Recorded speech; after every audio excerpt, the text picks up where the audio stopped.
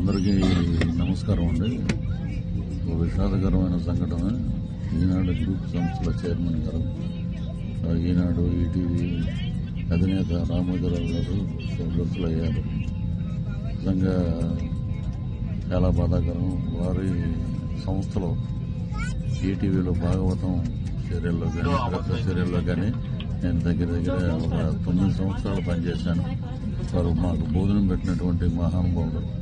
నిజంగా అటువంటి మహానుభావుడు ఎంతో మంది టెక్నీషియన్లకి, నటీనటులకి ఒక అవకాశం ఇచ్చి వారి జీవితాలు నిలబెట్టినటువంటి రామోజీరావు గారు లేరు అనే వార్త వినంగానే నిజంగా చాలా బాధ కలిగింది. సో వారు ఎక్కడున్నా వారి ఆత్మ శాంతి కలగాలని, వారి కుటుంబ సభ్యులకి ధైర్యాన్ని, మనోధైర్యాన్ని ఇవ్వాలని భగవంతుడు మనస్ఫూర్తిగా ప్రార్థిస్తున్నాను.